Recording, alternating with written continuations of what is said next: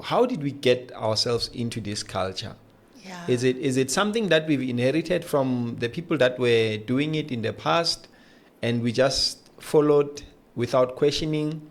Do you think we have identity issues that we really need to answer ourselves? I will say it's a combination of a lot of things. I'm realizing that new money is different from old money. Okay. I will say that with our white counterparts. They've been having money for generations. And they have learned to deal with money generationally, I start having money. The fourth generation before me never had money. And I lived in a way that I feel it was too hard, Yeah. Now that I have money, I must prove that I'm no longer poor, Yeah. And it becomes, how do I prove that I'm no longer poor? And if you need to prove that you are no longer poor, you want to show with material things, because that's the first sign that we think it shows that you are no longer poor. It must be with the type of car that I'm driving. It's communicating that I'm no longer poor. So new money, we need to learn to deal with it, because it's something that we have never had. I was having a conversation with someone. I said, if anything has to happen to me, God forbid, and then there are millions that I have, life insurance and whatever. If that money comes in, will my children be able to deal with that money? Let's talk about the 13th check. There's a person, as we are speaking right now, they are going to receive a 13th check in a week or two. Yeah. What do you say to that person? So when we are talking about money, I always say plan for it before it comes. Because if you have it already, it's too late to start planning what you will do with it. Many a times we already know how much our 13th check will be. Yes. We know the amount. So why are we not planning in advance what we are going to do with that money? Direct it before it even arrives, to say, okay, I'm getting my 13th check. Remember, the 13th check is an extra of the income that you already have. Yes. If you have debt, maybe it's the conversation that you can have to say, am I closing my debt? We already know January we have to pay school fees. Should I be buying stationery? Yeah. Should I be buying school uniform? Things that we know, Vianney. Things that we know. We know stationery, and those are extra costs. Many a times we are not able to cover them with our normal paycheck. Yes. So why are we not planning our 13th checks to say, when it comes in, one, I'm gonna buy stationery, I'm gonna buy school uniform, I'm gonna pay school fees. Remember, that money in the school account is not gonna disappear. Yeah, or registration. Because even registration is an extra. Yes, it's an extra. So let's plan that money. But how I'm thinking, I saw on TikTok, I actually posted it on my WhatsApp. Now this guy says the wife called him and said there's a bread bean, that is costing 4,500. That she wanted to buy. It's a Carol Boys, I think, yes, a Carol Boys bread bean.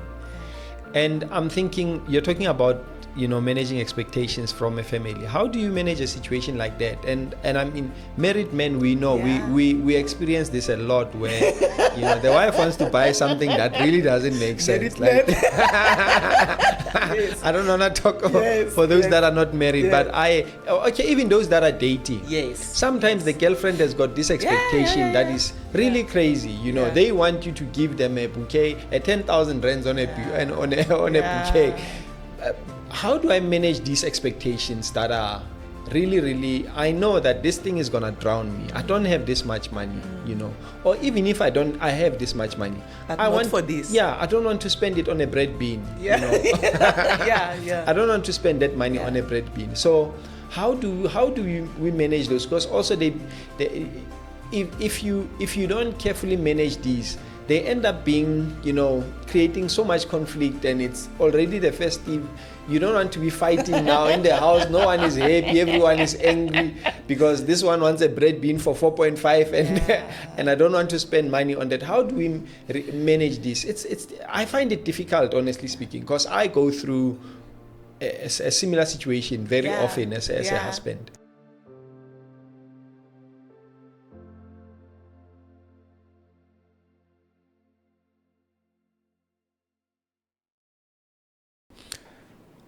Ausi Adelaide. Yes. Welcome. Thank you very much. How are you checking in this morning? How has the day been for you so far? It's been good. It's been I want to call it a lazy Monday because I'm not working today. Okay. So it was a Monday of waking up nicely, reflecting without being in a hurry. Yes. So it's been a good Monday. It's a relaxed Monday. And even better because I'm here. Yeah, definitely. No, definitely. I think we appreciate you coming, and I'm glad it's not a blue Monday. Yes, no, Mondays are headache, and no. The brain doesn't want to, regurgitate or take out information. So, but yeah, it's a nice one. Are you looking forward to the week? Definitely. It's my last week at work, so I have some things to wrap up. Okay. So that I can have a nice, cool, without thinking about work next week. Okay. Yeah. Think about the festive season. Yeah. You're saying you're looking forward to? So I'm looking forward to wrapping it and closing it up so that next week I can just be with the kids and the whole family. Okay. Yeah. I wish I can do the same thing. I guess I will, yes. But I'm suspecting it might not be next week. It will be a week after. The 19th. The 19th. Yeah. Okay, we are going to talk about money again. Yes. And the festive season. Yes. One of the things that becomes a headache, is the spending temptations during this season. I mean, we just came out of a Black Friday weekend, I think a week or so back. Yeah. And that sort of kick-started our spending. And it's going to get worse, I can imagine. Yeah.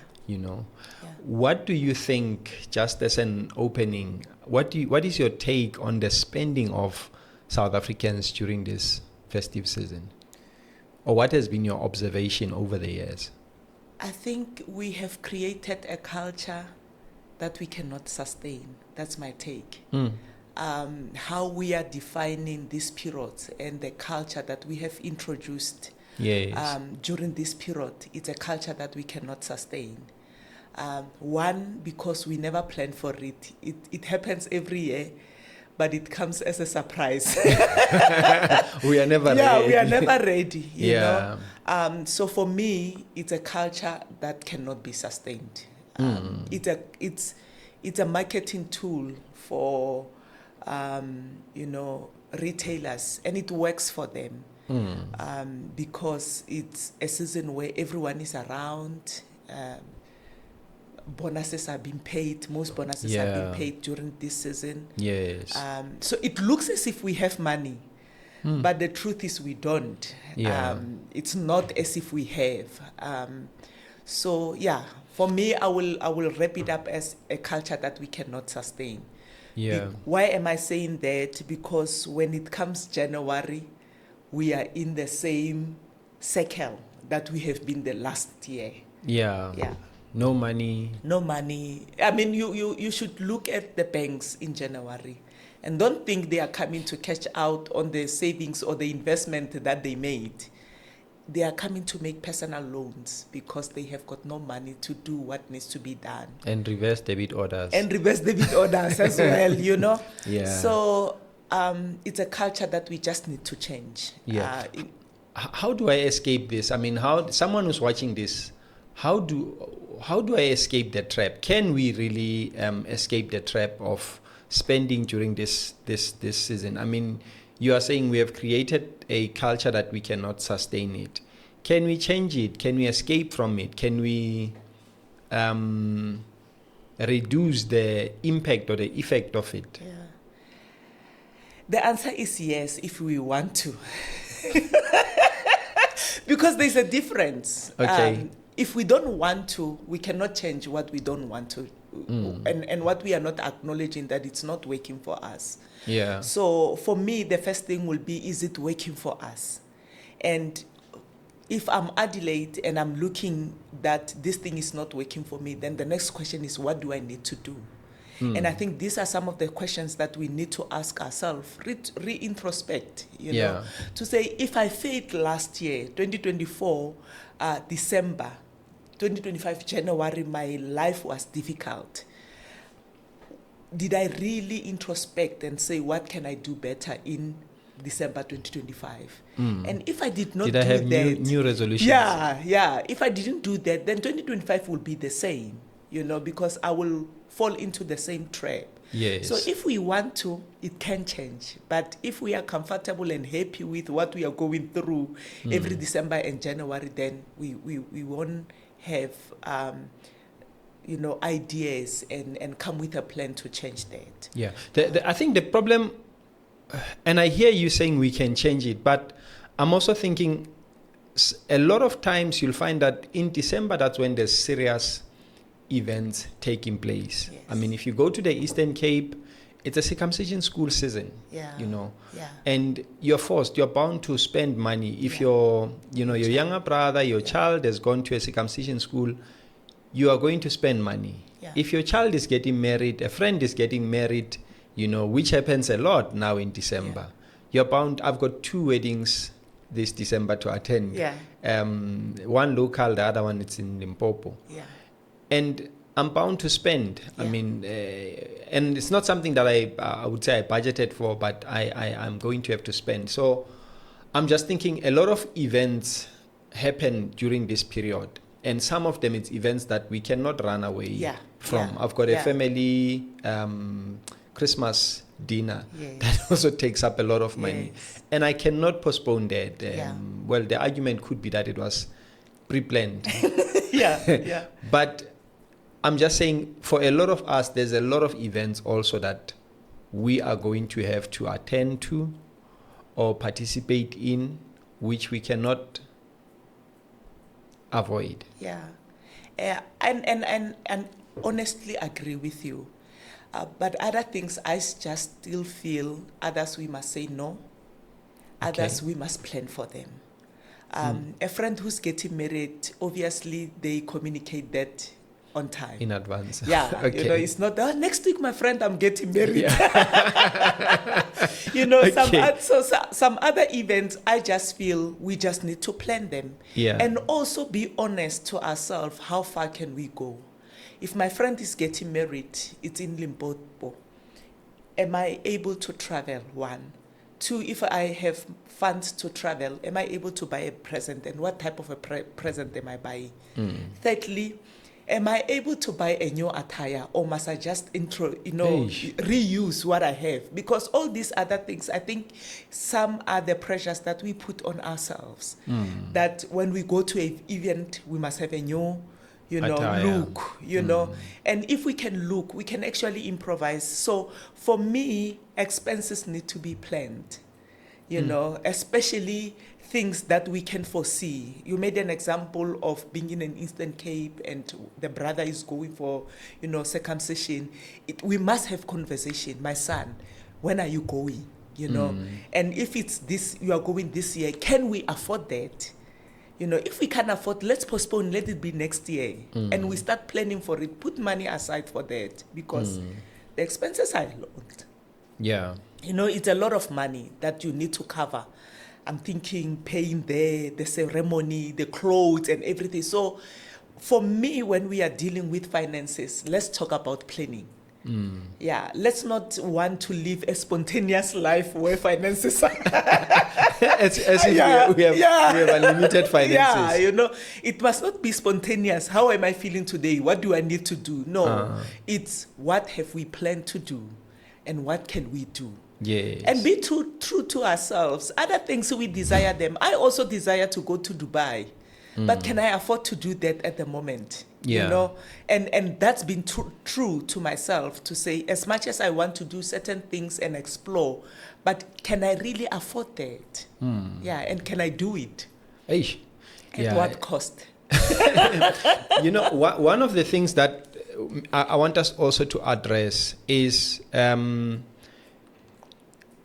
over the top, you know, events that we want to have. You know, we're not having planning events in moderation. For example, I mean, if someone is having whatever type of event, if you go there and look at the amount of food that gets bought, the amount of alcohol that gets bought, even the clothing, I mean, the type of clothing that people want to buy for these events, I mean, it's stuff that really is above and beyond our affordability. Yeah. And maybe, Vuyani, this is one other conversation that we need to have, to say, what do we value? You know, if I'm making an event, what's the reason I'm making an event? What do I want to achieve with this event? For an example, you made an example with hosting a Christmas party. Yes. What's the reason behind hosting a Christmas party? I want to have the family together. We never get to see each other. Let's all come together and meet and fellowship. You know, so what is fellowshipping? You know, is it the amount of food that we eat? You know, and if it's the amount of food, what type of food do we want to eat? Because if we can define these things, it will also help us on the goals that we want to reach and achieve with what we are doing. We can choose to say, okay, it's a Christmas party. How do we want to host it? Is it everything on the host, or are we all contributing? And because Christmas comes, we know when it's coming. We can all plan for it. To say, okay, every family, let's contribute this amount of money. What are we going to buy with those things? So it becomes much easier and not heavy on other people, that you don't end up, we met, it was nice, but now it's heavy. Why did we meet? Did we really have to meet? Because I no longer have a budget, you know. Like, I'm strained. It was not even memories, because I have pressure of finding where I can get the money that I've spent in hosting the family. So I think a coach in me says we need to ask certain questions, to say, if I'm hosting the whole family, is it all on me? Why is it all on me? Can I afford that it is all on me? You know? True. So those are the questions that, even the type of clothes that we want to wear. Why do I want to wear that? Am I answering certain questions that I don't want to answer, that I've got identity problem? You know, I have self-esteem problem that I want to answer with things that are really getting me into more trouble. So for me, I will say, why do I want to wear what I'm choosing to wear? Do you think it's so? And this I see a lot in the Black culture. I always make an example with funerals, that our funerals compared to, you know, our white counterparts. I mean, our funerals are expensive. Extremely. We spend a lot of money on funerals and burials, and that extends to parties. It extends to, you know, weddings and whatever else that is there. We don't do these things in moderation. We always go over and above. What do you think could be what causes that? Like, why are we spending so much? Is it how did we get ourselves into this culture? Is it something that we've inherited from the people that were doing it in the past, and we just followed without questioning? Do you think we have identity issues that we really need to answer ourselves? I will say it's a combination of a lot of things. I'm realizing that new money is different from old money. You know, I will say that with our white counterparts, they've been having money for generations, and they have learned to deal with money generationally, you know. I start having money. The fourth generation before me never had money. And I lived in a way that I feel it was too hard, you know. Yeah. Now that I have money, I must prove that I'm no longer poor, you know. Yeah. And it becomes, how do I prove that I'm no longer poor?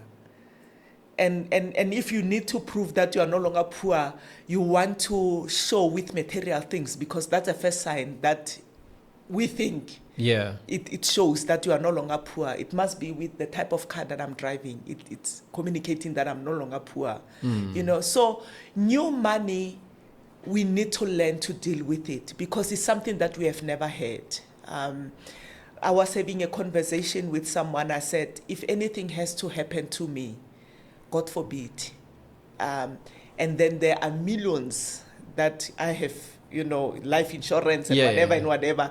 If that money comes in, will my children be able to deal with that money? Because it's new money to them. For the first time, they are seeing millions in the bank. But our fellow counterparts, they've been seeing a lot of zeros in their account, and they have learned to deal with it. Yeah. So it's that, and it's also what you are saying, that I don't want to say we have learned this from our parents, because when they were doing events, they never had resources that we are having. True. Yeah, you know, to go extravagant. They never had that. I don't want to say we have learned that from them. But I want to ask ourselves, where have we learned that from, you know?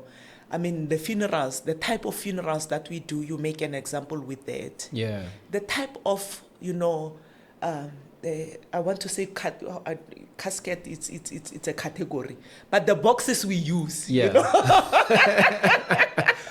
Yeah. You look at the boxes, and I want to, you know, I also need someone who can answer that question, to say, why do we do the things that we do?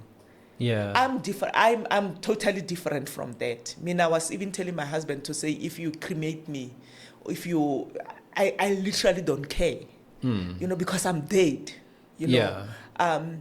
If I fail to take care, if you fail to take care of me while I'm still alive, don't prove it to anyone. When I'm gone. Yeah, true. You know, That so is so it's those are some of the things that we need. Why are we doing what we are doing? If I fail to paint my parents' house while they're still alive, why during the funeral I feel I need to paint before people come? Who's staying in that house? It's my parents. They are no longer here. Why am I doing it? Yeah. So those are the questions that I feel we need to ask, and that comes to even how we spend December. Yeah. Because it's amazing. I mean, I saw a group in Sasolbeck. They have a Stockvel. I think they call themselves by Zadibi. Sure. I saw it on one of the social media platforms, and I could see they had like their hampers that they bought for December, and it looked like they had a lot of alcohol in that, you know, quite a lot of alcohol. And I was thinking, my goodness, we really go over and above in our spending, and sometimes we do that with things that are having a negative effect on our health, you know, on our social state as a community, because alcohol is one of those things that we really need to be moderate about it, but we just go and I think that's one other conversation that we are not ready to have. Exactly. Let's talk about the 13th check. You know, there's a person, as we are speaking right now, they are going to receive a 13th check in a week or two. What do you say to that person? So when we are talking about money, I always say plan for it before it comes, because if you have it already, it's too late to start planning what you will do with it. Many a times we already know how much our 13th check will be. You know, we know the amount. So why are we not planning in advance what we are going to do with that money? Direct it before it even arrives, to say, okay, I'm getting my 13th check. Remember, the 13th check is an extra. of the income that you already have. Yes. You know, if you have debt, maybe it's the conversation that you can have to say, am I closing my debt? You know, we already know January we have to pay school fees. Should I be buying stationery? Should I be buying school uniform? Things that we know, Vianney. Things that we know. We know stationery, and those are extra costs. Many a times we are not able to cover them with our normal paycheck. Yes. So why are we not planning our 13th checks to say when it comes in, one, I'm going to buy stationery, I'm going to buy school uniform, I'm going to pay school fees. Remember that money in the school account is not going to disappear. Yeah, or registration. Yeah. Because even registration, it's an extra. Yes, it's an extra. So let's plan that money. Because when it comes in, we think we've got a lot of money, and it's not a lot of money. When we look at the expenses that are coming in January. So let's have a conversation now before it comes into the account, so that when it comes in, we already direct it where it's supposed to go. Yes. Yeah. So that you know at least where it's going. Yes. And in line with that, when I started, I spoke about the Black Friday. Yes. That started last week. Yes. There is so many traps, you know, currently out there with the tag that is red and it's written sale there, you know. Yeah. How do someone who is now received this statement check and have planned, you know, or someone who is going through this period, even if they don't have a 13th check, how can they avoid the traps that are out there currently, you know, during this period? And you know, I have learned simple things that you can do. Don't visit the malls. Stay home. No. You don't have to go to places that will tempt you. Okay. Plan activities. It's time to spend time with the kids, especially because we work long hours. We never really get time to really check in. So we can plan, what are we going to do with the kids? You know, that is not working in the malls, because after all, that's not quality time, if we can really check. Okay. You know, so let's think about going to the parks where we can play, where we can connect, and such things don't cost a lot of money. You know, let's travel and go to a place where it doesn't need a lot of money. You know, but all these things, we need to plan them beforehand, because now everyone is under pressure. We want to go somewhere, we want to have this, but if we plan it and have a conversation with the kids, you are going to finish writing, what do you want to do during your school holidays? You know, and then be honest, tell them, mommy and daddy have got a budget worth this much. What do you think we can do with this money? You know, Bring and them get them into that involved. Yeah, get them conversation. involved to say, okay, if you are thinking we must go to Cape Town, remember this money will finish in that week. The coming 2 weeks, we won't have money to go anywhere. You know, and when we start having those conversations with our children and the whole family, then we get everyone involved, and people know what can be done and what cannot be done. Yeah, what is within and what is outside our affordability bracket. Yes. So planning for me is the big thing. Let's plan the activities before the time. You know, where do we want to go? Do we really want to have holidays in December? Because prices, if we didn't pay beforehand, at this time we are late to start thinking, can we go to Cape Town? Flights are expensive. You know, fuel is gonna, I think it went up last week. You know, so everything at this time it's becoming expensive, especially if you plan now. If it's something that you did not Yes. plan for, you know, at the beginning of the Yes. year, it's Yes. very difficult Yes. to say we are spontaneous now. to be. You can be spontaneous, but it's gonna cost you an arm and a leg, unfortunately. And you might not even get the best of what is available in the market during this period. So I guess then you're saying everything boils down to planning. Because I'm thinking also, you spoke about traveling. Some people are forced. Yes. You know, there's Eastern Cape that is waiting. Yes. There's KZN, there's Limpopo. Yes. And the parents want you back home. Yes. Or the children want you back home. Yes. You've got to take those trips. And they're not cheap. Yes. They're not cheap. So I'm saying, because we know these things are going to happen, let's start saving for them. Let's have a saving specifically for such events. I know in December we all have Rikutuke, Re Mahaeng, yes.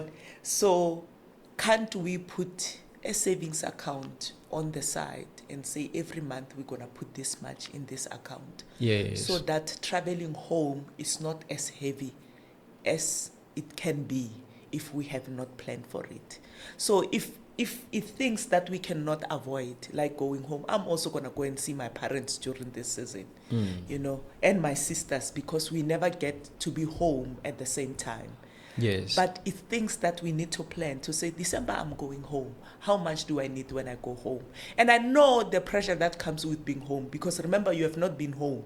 So you must come in, at least buy a little bit of grocery to show that, you know, you are a responsible son and daughter, you know. And also because it's things that we love doing for our parents, you know. Let's put money aside for such things. If we are a family that... we can talk and we can unite. Let's have that, you know, account, society account that we can open. We all contribute into. We all contribute. And you will find, Vuyani, you can, if we are a big family, 200 rand is enough every month until we reach December. Yes. And when you gather that money together, we will be able to buy whatever that we need to buy for that period that we are home. And it's not tapping into your bonus, your normal salary, because it's the money that you don't have. Yes. Yeah. Let's talk about the financial scams that are out there, you know, during this period. There's a lot of them. Yeah. I mean, everyone is out there trying to get money from you, and the thieves and the scammers, and, you know, they are not sleeping also. No. How do I avoid falling into this trap? Because I mean, so many people, and here's the thing. 2 weeks back, a close family calls in and says, I need X amount of money. She calls us, she says, I need X amount of money because this person wants it for whatever to help me with something. Okay. And then when she explains what's going to happen, I don't want to go into the details. We can see it's a scam. Sure. You know, and we tell her, this is a scam, please stay away from it. And she would not hear it. Sure. She would not listen, you know. She went into it, gave the person the money, and the money was gone. Sure. And one of the things that I battled with, or what I realized, is sometimes no matter how hard you try and convince a person that this thing is a red flag, this thing is too good to be true, this thing can't be right, people still, you know, want to go into it because for some reason they are convinced that this thing is true. How do I avoid a scam in December? So, sure, it's very deep, because scammers are very wise. It's like they are very technical in what they are doing. Yes. So I believe there are basic things that we need to learn, that we need to know. There is no one that when you give them 500 rand, they can give you 1,000 in a week or in 2 weeks. Those things we need to know about them. Like, there's no one who can do that. So if anything looks to be too good to be true, it's like that. It is too good. Yeah, it can be. So there are certain things that we need to know. Even when we are doing electronic banking, we need to know the rules around it. That your bank will never ask you for this and that and that and that. You know. So even if they call, rather tell them I'll go to the branch and do the and go and sort whatever problem because they really come with genuine, you know. These people are wise, are clever, you know. They will tell you your account is going to be blocked in 24 hours. Who wants their account to be blocked in 24 hours? And you're thinking your dating check is going in there. Or it's already in or there. It's already in, you know. So such things we need to know. There's no bank that will call you and tell you your account will be blocked in so many, you know. And you also need to know how your bank communicates with you. Yeah. You know, obviously, mostly they will send emails, and emails, they will never have a link that say click here, put in a pin and all. So we need to know those things, that your bank will never do such things. And with that knowledge, it will help us. The schemes of send me money, you will get it, send 5,000, it will be 100,000 in a month. Those things we need to know. I mean, where are they going to get the 100,000? Yeah. If I give them 5,000 True. in a month. Or join this Stockvel, pay 500, we give you, the groceries for a month. Yeah, So anything that looks too good to be true, we just need to know it's like that. And when we are dealing with money, we just need to know that there are no shortcuts. There is no, unless you win a lotto, but there's no way. The problem with lotto is it's going to be new money and then you're going to finish it quick. Yeah, but there is no such a thing as put this and you will get that in. So if we can know those rules around money, I think we will be safe. Anyone who calls you and then start talking about your private information, walk away. If they are saying is they are the bank, tell them you will call the call center yourself, because obviously I will assume you have that. Even if you don't have it, your card will have the number that you can call. So avoid giving your personal information, your pins, your card numbers, your CV, CVV number. So those all those private things, your pin numbers, don't give them away during this season or any time. Or any other season. Yeah. No, yeah. It's so true. Shopping, how do I protect myself when I'm doing shopping? Because also there's a lot of scam that happens now. Yes. A lot of our information, our cards. I mean, 2 weeks back, we had to. There was someone was trying to hack into our internet banking. Yeah. And we had to get new cards for that to block that activity from happening. How and we couldn't tell how they got access to our card number. Sure. And it's actually, so this is a business account, so it would have been one of the cards that the workers use. Oh yeah. How do we protect the information on the card during buying? Yeah. So I will say being vigilant, it's the best thing that you can do. See where your card is going. Yeah. have Preferably your eyes. Don't give it to someone. Yes. To walk away with it and saying, have it on your hands if need be. That you need to do something. Make sure it's here. You can see it's your card and all that. Yes. And the unfortunate part is these people, Vuyani, they learn tricks. Like they can just distract you with something quickly, and then quickly cards have been exchanged or they took the information. Yeah. But I will always say, have your eyes on your card. Yeah. That helps. And when you punch in your PIN, what I've learned also is when you punch in your PIN, first watch who is looking at your that keypad. Machine. Yeah. Make sure. Yeah. I had an incident when I was filling a petrol 2 weeks back. Sorry, I'm coming up with all these incidents. So I was filling petrol at a garage. Yeah. And now, after the card would not tap, or it tapped, and then I had to punch in my PIN. Yeah. But now, as I want to punch my PIN, I can see the guy is like staring at the keypad. Yeah. So you know what I did? I gave him the machine, and I said, okay, here's the machine, you can punch in the card. He said, why? I said, because you're looking at it. So I thought maybe you want to check if I'm putting in the right PIN number. So I thought, so that I don't put in the wrong one, then you put it in. But I was just making him aware that you staring, it's actually making me feel very uncomfortable. Yeah. But I think that's also one of the things that I've come to realize, that it's very important when you put in that PIN, make sure nobody... You have said it well. You have said... And that's why it's a private thing. Yeah. Treat it as such. My kids normally laugh because even when I'm at the shop, I will tell them, don't look. And then they're like, but I will forget. I'm like, but you are not supposed to know it. unless I give it to you. But Yeah. you are not supposed to see it. You are not supposed to know it, And we must treat it as such. Make sure no one sees where you are punching. And it's amazing. People know 1, 2, 3, they can Yes. see where the finger is going. So make it your thing and not a societal thing. Yes. Don't ask strangers to help you when you are at the ATMs. No. And this is the painful part. I think I had an experience of an older person asking me to help them with a transaction, in an ATM. And my heart broke because I realized how vulnerable they are. They are. Well, I'm an honest citizen. I could say, what do you want to do? Look that side, put on your pin and what.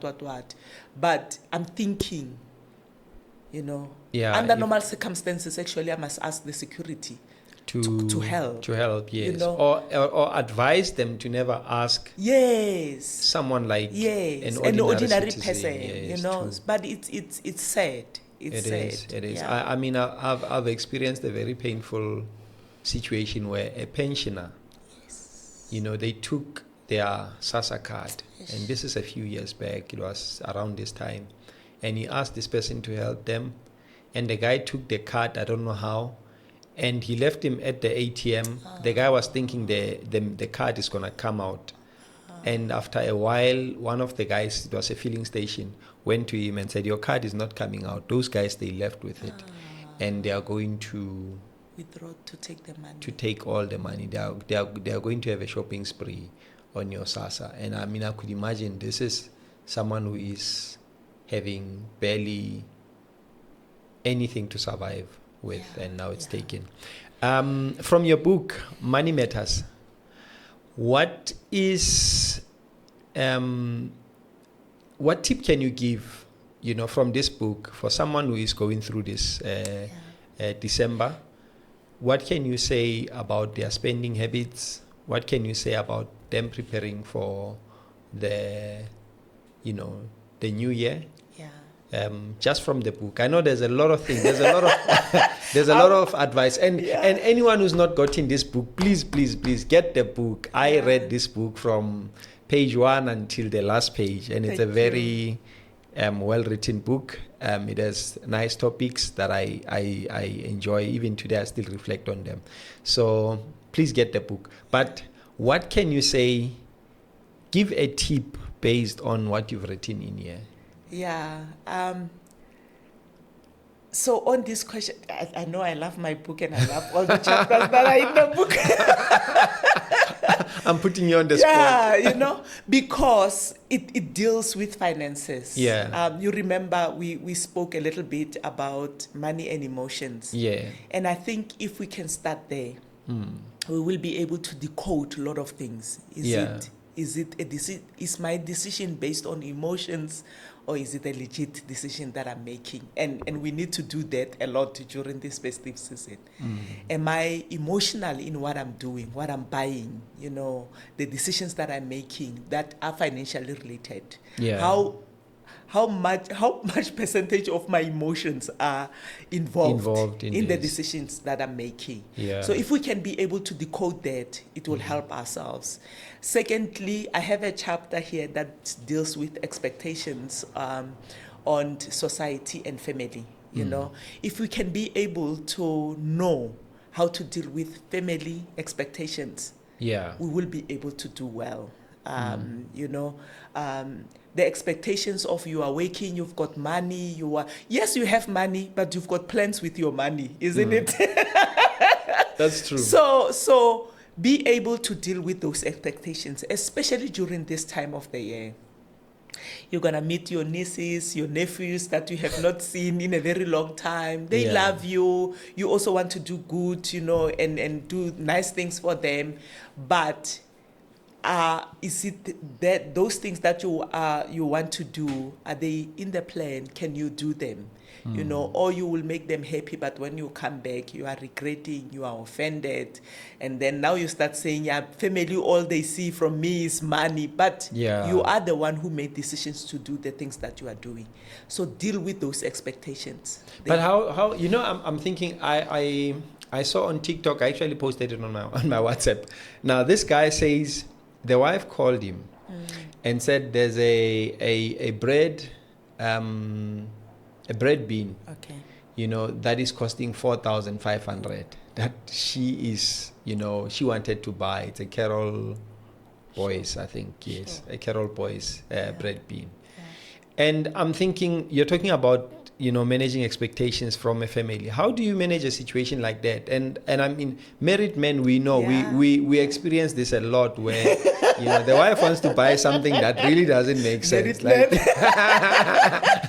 I don't want to talk for those that are not married, but even those that are dating. Yes. Sometimes the girlfriend has got this expectation that is really crazy. You know, they want you to give them a bouquet, a 10,000 rands on a bouquet. How do I manage these expectations that are really, I know that this thing is going to drown me. I don't have this much money, you know, or even if I have this much money, but I want for this. Yeah, I don't want to spend it on a bread bean. Yeah. You know? yeah. I don't want to spend that money on a bread bean. So how do we manage those? Because also if you don't carefully manage these, they end up being, you know, creating so much conflict, and it's already the festive. You don't want to be fighting now in the house. No one is happy. Everyone is angry because this one wants a bread bean for 4.5, and I don't want to spend money on that. How do we manage this? I find it difficult, honestly speaking, because I go through a similar situation very often as a husband. Yeah. So even let me just even extend it even to in as far as events are concerned. You know, a lot of these events, they are not men. You know, I know. Made events. You know, it's women that mostly plan events. They say, I want a wedding like this, you know, and I want it to be designed this way. And when you look at the cost of this thing, it's gonna swallow all of your money, and the one that you don't have, even the loans that you're gonna get, is gonna swallow them. Or just a lot of things. I think women have such a huge impact in the expectations. Yeah, in the expectations and causing the overspending in these things. Yeah. So honest conversations are important, Vuyani. Let's talk about, and let it be. So when we are talking about the bread bean worth 4.5, let me understand why you want the one that costs 4.5. Because after all, Honalia 100 and something, Honalia 200 and something. Why remove Elagoya 4.5? Give your reasons. And this is an honest conversation. Because it's Carol Boys. Yeah. Yeah. The reason is because it's Carol Boys, and I want the Carol Boys. But why? Because it's a nice design. I love Carol Boys. And really, these are the reasons that we get. Like, there's not really like there's no logic to it. Like, she's not gonna tell you it's 50 karat gold there, or it's because it's Carol Boys. Yeah. You know, it's because it's written Carol Boys, or. But if that's the case, then it means we can design one and write it Carol Boys. But I hear what you are saying. You're gonna get me divorced. But I think, I think we need to have honest conversation. And this is the other thing, Vuyani. Let's not talk about matters when they arise. Like the day I want to. Let's talk about things. This is the bigger vision that we are having as a family. We are building a house. Yes. When we are building a house, what type of a house can we afford? Before we even start, you know, we start with the plans, maybe, if I can say that. Yeah. How far can we go as a family? How much do we have? We all have dreams. We all have bigger dreams. But not all our dreams can be met in 5 years, 2 years, So let's become couples that can have conversations and be realistic at what we can do and what we cannot do. Because what is getting us into trouble is wanting to do the things that we are not able to do at the moment. And because we want those things now, we push everything that gets us into trouble. If you can look at the stats of people who do big weddings, the troubles, their marriage problems after the wedding comes from the decisions that they made when they were doing a wedding. So why can't we have an honest conversation to say, as much as I will want this big name, but at the moment we can't do it. Let's look at our budget. Let's look at the things that we want to do and be honest about it to say, can we do it? We only have a budget of 10,000. Let's see what we do with 10,000. Can I really afford this? Can I really? Yeah. And those are the honest conversations. I mean, be angry as you want to be angry, but this is the truth that we are facing. Yeah. I almost asked you, if I can afford it, should I be spending on it? Because sometimes I can afford it, but I don't think it's worth spending on. And that those are personal preferences. Yeah. There are a lot of things that I can afford. But when I look at them, I'm like, I can't spend 4 mamang on a bread bean. That's me, But if the other person feels like they can afford and that's what they want, let them go for it. Yeah. Especially if something is not really breaking you, But I will also ask this question: why are you doing the things that you are doing? Are you not answering? You remember my sneaker story? Yeah, I remember that. Childhood trauma. Are you not answering childhood traumas with the decisions that you are making? And if you can say, no, I'm not answering my childhood traumas, then now you're good to go. Go for it. Go for it. Okay, actually, that's a nice one. Yeah. It's a very good litmus test. Yeah. To say, why do I want this thing? Yes. Am I addressing a gap within me that I should be addressing it differently? Yes. And now I'm using money to address it. Yes. On that note, Ausi Adelaide, I really want to thank you. We are out of time. It was a good one. As always, so short. Yeah.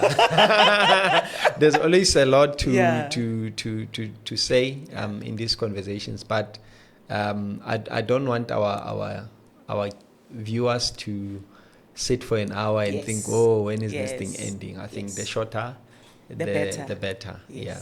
So thank you very much and for revisiting us on this topic. And I hope this is not the last time. Please keep coming through to advise and give advice.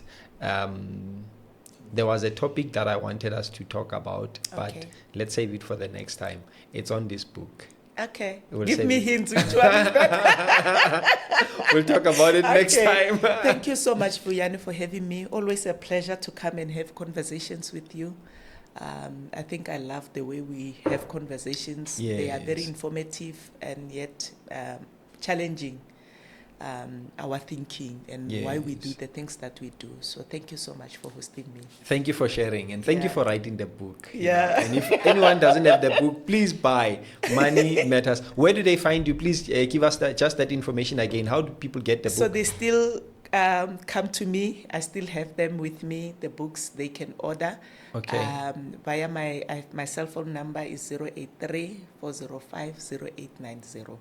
So they can contact me on that, and as soon as the money is in, you'll get your book.